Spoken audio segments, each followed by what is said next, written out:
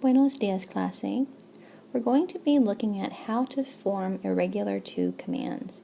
These are commands that you're going to be using with people that you're very familiar with, your friends, your family members, your dog, but basically just not people that are professionals or people that you don't know very well. Okay, so let's look at a list of irregular ones, okay? So these are the irregular to commands, okay? I'm going to tell you how to form them. Okay, if you notice, all of these in this list, poner, decir, venir, and tener, and salir, when you go to their yo form in the present tense, they all end in go. You get pongo, digo, vengo, tengo, and salgo. Okay, to form the commands, all you have to do is remove the go, and what you're left with is the irregular to form command for each of them. So, for example, poner, the yo form is pongo. You take off the go, and what you're left with is pon. Okay, it's right here, pon. And pon means put. Okay, now decir, you go to digo, you take off the go, you get di, and that means say or tell. Because I should write tell here also. Say or tell. Venir becomes ben, V-E-N, and that means come, like come here. Tener becomes ten, like have a good day. Salir, you get sal, which means leave. Okay, so these are your irregular to form commands. Okay, so you can just memorize these. Okay, the next page, I call these the irregular irregulars. They're even weirder. These don't really follow a pattern to get to them like the other ones. There's no going to the O form and dropping something. These are just bizarre. So you'll have to memorize these, okay? So, hacer, which means to do or to make, becomes az, H-A-Z. Ser becomes se, with an accent mark on the E. Ir becomes ve, which means go, okay? So I wanted to tell my friend, go to the store. I would say, ve a la tienda, amigo. Go to the store, friend. Often in Spanish-speaking countries, you'll hear people tell their dog, vete, vete, and that is using irse, which is reflexive, and they're telling them to go away, because irse means to go away. So if you put the direct object pronoun on the end of it, the reflexive pronoun on the end of it, te, it would mean go away.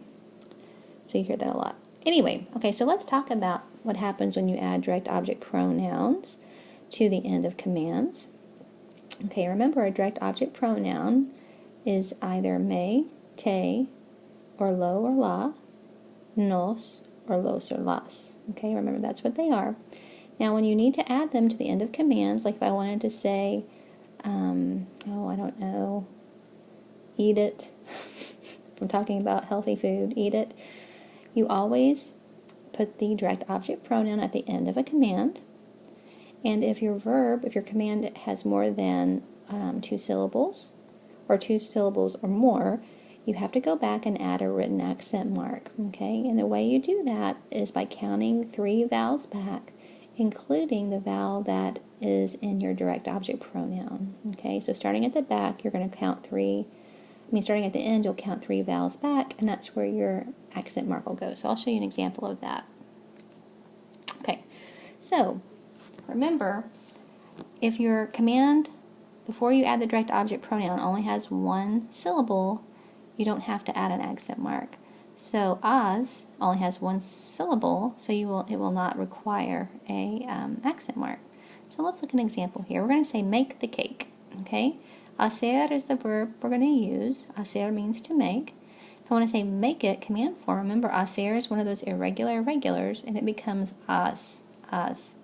Now the cake, I want to say it. So the cake is going to be masculine and singular, and my DOP, direct object pronoun, for that would be lo. Okay, so to say make it, I would just say hazlo. Direct object pronouns always attached to the end of commands. Okay, so you get hazlo. So I should put since it's a command, I'm going to put accent marks. Okay, now let's look at an example where the command does have more than 1 syllable. So you're going to need to write the accent mark. We're going to use the verb ayudar, which means to help, and we're going to say help her. Okay, The direct object pronoun for her is la, because she's feminine and she's singular right here. So it's going to be la. So that's what we're going to add to the end of our command. So I want to say help her. Help her. It's going to be ayúdala. Ayúdala. Now, where do I put that accent mark? We're going to count back 3 vowels. 1, 2, 3. This is not an accent mark. That's a number 1. 1, 2, 3. Here's where my accent mark goes. Ayúdala. Ayúdala. It means help her.